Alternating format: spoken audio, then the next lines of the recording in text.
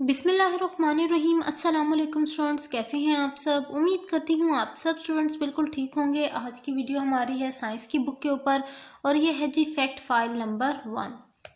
तो स्टूडेंट्स आज हम basically chapter number 3 energy resources, इसकी जो रीडिंग है वो शेयर कर रहे हैं पेज नंबर 34 और 35 की। आप सब स्टूडेंट्स जो हैं पेज नंबर 34 और 35 को ओपन कर लें ताकि आप लोग भी मेरे साथ साथ रीड आउट कर सकें और चीज़ों को अंडरस्टैंड कर सकें। स्टार्ट करते हैं reading. Fossil fuels. Fossil fuels are formed from decayed living things. Coal, oil and natural gas are fossil fuels. वो कह रहे हैं फॉसल फ्यूल्स ऐसी चीज़ें हैं जो मरी हुई डिकेड यानी काफ़ी अरसे तक ज़मीन के अंदर दबी हुई गल सड़ जाने के बाद जो लिविंग थिंग्स जो हैं जो जब वो गल सड़ जाते हैं तो उनकी जो रिज़ल्ट में चीज़ बनती है उसको कहते हैं हम फॉसल फ्यूल्स। और कोयला, तेल, नेचुरल गैस, ये सारे जो हैं ये चीज़ें फॉसल फ्यूल में आती हैं।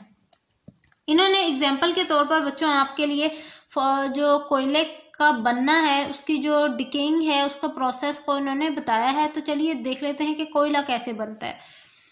Coal was formed from the remains of plants which grew in huge forests about 300 million years ago.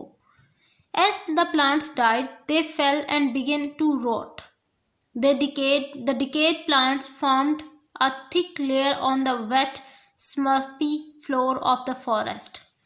अच्छा, ये लोग कह रहे हैं कि जो कोयला है वो किस चीज़ से बनता है, वो प्लांट्स से, पौधों से बनता है और ख़ास तौर पर उन पौधों से जो कि 300 मिलियन ईयर्स से जो है कह लें कि वो 300 मिलियन ईयर्स तक वो एक बड़े दरख्त घने जो जंगलात हैं उनमें मौजूद होते हैं वो प्लांट्स, और उन्हें 300 मिलियन ईयर्स एगो गुजर जाते हैं, यानी इतना अरसा उन्हें गुजर जाता है।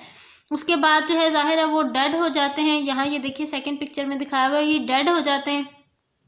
डेड होने के बाद ये जो है सरफेस पर एक ये जो इसकी ज़मीन की सरफेस है उसके ऊपर एक जम जाते हैं, इसके ऊपर जो है चिपक जाते हैं, काफ़ी अरसे तक गल सड़ जाते हैं। The action of bacteria change the decaying plants to peat. Peat is used as a fuel in some countries. It is the first stage in the formation of कोल।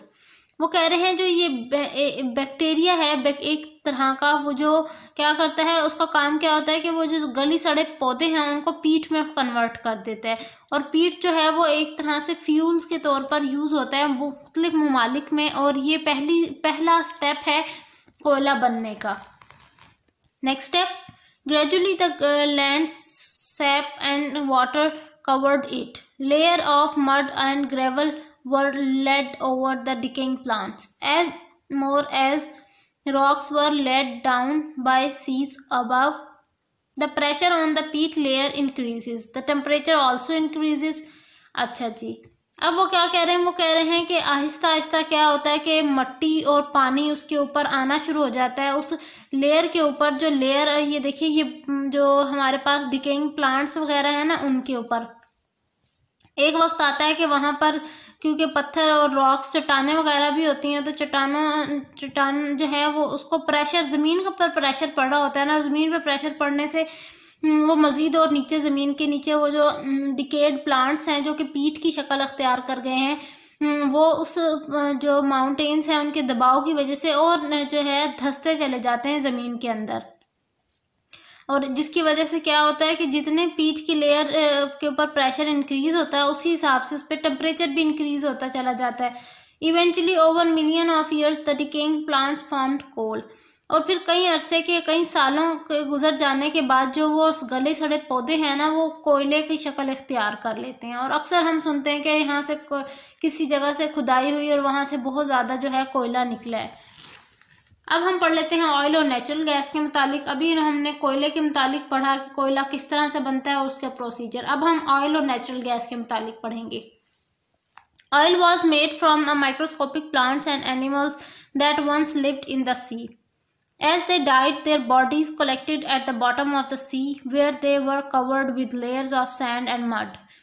ये कह रहे हैं कि जो तेल है वो किस तरह से बनता है, वो माइक्रोस्कोपिक प्लांट्स और एनिमल से बनता है। अब यहाँ पर माइक्रोस्कोपिक का मतलब है बच्चों के जो इंसानी आंख ना देख सके उसे कहते हैं हम माइक्रोस्कोपिक। बहुत ही माइन्यूट जो साइज के पौधे और एनिमल्स होते हैं उनसे मिलकर कोयला बनता है, जो कि समंदर के अंदर खासतौर पर मौजूद होते हैं।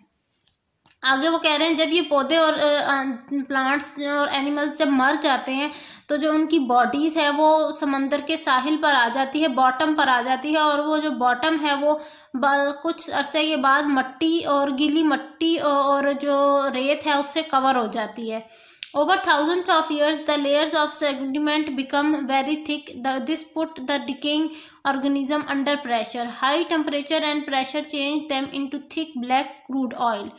वो कह रहे हैं कि कुछ अरसा गुजर जाने के बाद क्या होता है कि जो वो लेयर है वो मज़ीद और ज़्यादा मोटी होती चली जाती है। जो सैंड की लेयर है वो मोटी हो रही होती है, और उसकी वजह से क्या होता है, जो डिकेइंग ऑर्गेनिजम्स होते हैं, जो मरे हुए, जो मर के डिके होने का मकसद बच्चे ये होता है कि वो गल सड़ गए हैं, यानी ना जो वो ऑर्गेनिजम्स हैं जो उनके ऊपर और प्रेशर बढ़ता चला जाता है, क्योंकि ज़मीन के ऊपर सतह पे सतह आ रही होती है, और जिसकी वजह से प्रेशर इंक्रीज़ हो रहा है। प्रेशर इंक्रीज़ होता है तो जाहिर है टेम्परेचर भी इंक्रीज़ हो रहा है। इन दोनों के इंक्रीज़ होने की वजह से जो है वो एक क्रूड ऑयल के नाम से वो जो है ऑयल में कन्वर्ट हो जाता है, जो कि बहुत काला और थिक होता है बहुत ज़्यादा। The layer of sand and mud turns into rocks called sedimentary rocks. वो कह रहे हैं कि जो ये लेयर्स हैं जो सैंड की और मड की हैं, ये जो है शक्ल इख्तियार कर लेती हैं चट्टानों की, और जिन्हें हम कहते हैं सेडिमेंट्री रॉक्स।